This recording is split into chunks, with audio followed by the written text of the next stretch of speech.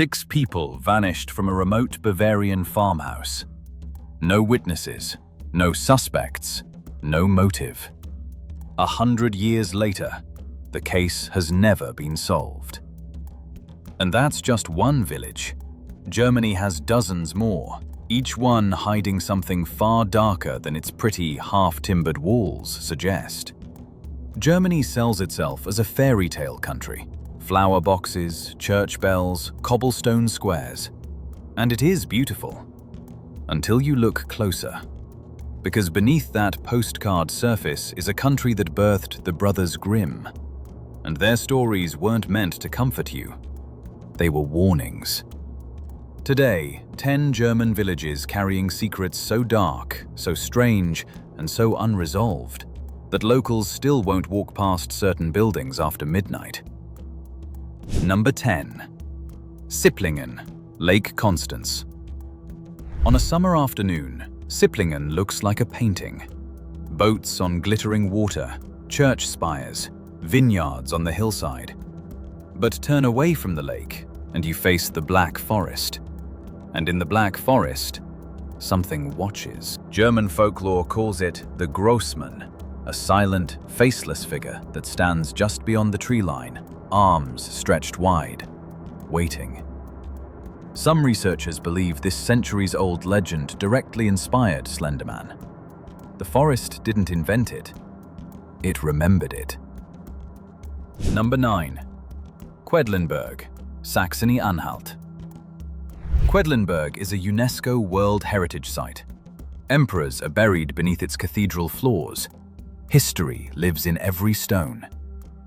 Then Heinrich Himmler got obsessed with it. Himmler used the Quedlinburg Cathedral for SS occult rituals, reimagining it as a pagan temple to a fictional Aryan past.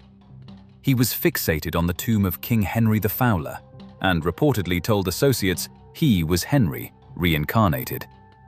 SS officers gathered in the crypt on the anniversary of Henry's death for ceremonies blending medieval pageantry with Nazi ideology. Standing beside those ancient tombs today, you feel the weight of what was done there. Number 8. Wunsdorf, Brandenburg. 50 kilometers south of Berlin, there is a city that doesn't exist on most maps. Wunsdorf housed up to 75,000 Soviet military personnel during the Cold War, the largest Soviet base outside the USSR. Hidden behind 3-meter walls, Germans called it Verbotene Stadt, the Forbidden City. It had its own schools, cinemas, hospitals, a world sealed off from the world. When the Soviet Union collapsed in 1994, the troops left almost overnight. They left behind everything. Files, children's toys, murals of Lenin still watching over empty gymnasiums. Walking its abandoned boulevards today, you feel less like you're exploring a ruin and more like you've stepped into someone else's life, one that simply stopped. Number 7. Hameln, Lower Saxony. You know this story, or you think you do. The Pied Piper of Hamelin is almost certainly based on a real event.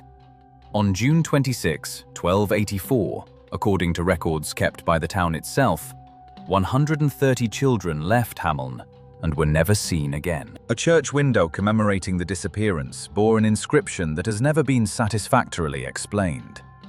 Historians have proposed theories for centuries: plague, a children's crusade, mass emigration, a landslide. None fully satisfies. 130 real children vanished on a summer afternoon. The town built a tourist industry on the fairy tale. Underneath it is a genuine, documented tragedy that has never been resolved. Number 6. Twechtingshausen, Rhineland-Palatinate. From the river, Reichenstein Castle looks romantic. Towers, battlements, postcard material. Climb up to it and you hear about Dietrich von Hohenfels, the robber baron who preyed on Rhine merchant traffic for years, attacking boats and murdering anyone who resisted. When Emperor Rudolf I finally moved against him in 1282, Von Hohenfels was captured and beheaded on the castle grounds. According to legend, his headless ghost never left. Locals speak of lights moving in the castle after dark, and a cold presence that settles over the walls when the Rhine mist rolls in. The man was real. The execution was real. The castle still carries it. Number 5. Bernkastel-Kues, Rhineland-Palatinate. Bernkastel-Kues is wine country, a jewel of the Moselle Valley. Half-timbered houses, cobblestones, the smell of Riesling in the air. But the local cemetery has a different reputation. For generations, residents have reported a figure in white moving among the gravestones, particularly around All Saints' Day, November 1st. She doesn't walk so much as drift, and those who claim to have seen her describe the sound of quiet weeping that seems to belong to no single person. The Weiße Frau, the White Lady, generation after generation, always the cemetery, always November, always crying for something she will never get back. Number 4. Weserbrunn, Bavaria. Weserbrunn is famous among scholars for an 8th century poem considered one of the oldest surviving pieces of German-language literature. The monastery is ancient and peaceful, but beneath it, there are passages. According to a legend dating to the 12th century, a young nun broke her vows and fled into the underground passages beneath the monastery. She became lost. No one found her in time. She died of starvation in the dark, alone, beneath the floors that monks walked across every day. Those who visit the lower levels report sounds from behind stone walls that have no explanation. Footsteps, breathing. The walls of Weserbrunn didn't just shelter its inhabitants. For one of them, they may have been a tomb. Number 3. Frankenstein Castle, near Darmstadt. Most people know Frankenstein as a novel. Far fewer know that Mary Shelley's monster had a real-world precedent, and he lived in a castle in Hesse. Johann Conrad Dippel was born at Frankenstein Castle in 1673. An alchemist obsessed with the boundary between life and death, he robbed graves to obtain body parts for his experiments, and reportedly attempted to transfer a soul from one corpse into another. Mary Shelley visited the Rhine region in 1814 before she wrote Frankenstein. She knew the local legends. The connection is real enough that historians take it seriously. The village took its name from the castle.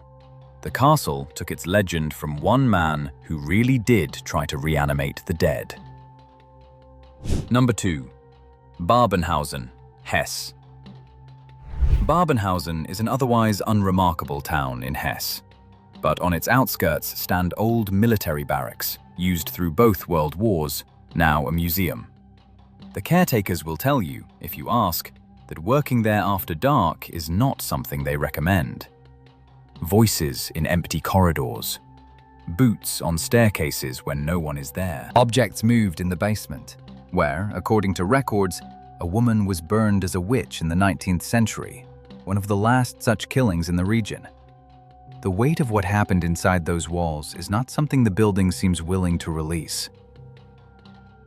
Number 1. Hinterkaifeck, Bavaria. In March 1922, 6 people were killed on a remote Bavarian farm. Andreas Gruber, his wife, their widowed daughter, her 2 children, and the family maid, who had arrived that very day. Struck with a mattock, one by one. But what makes Hinterkaifeck something beyond a rural murder is what came before it.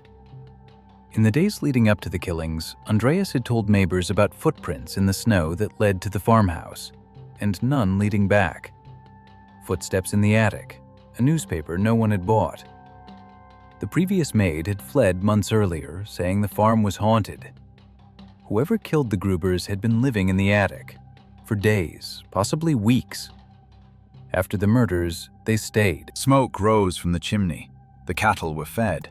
Someone ate from the kitchen and went through the routines of a dead family, in broad daylight, in rural Bavaria, for nearly a week before anyone noticed.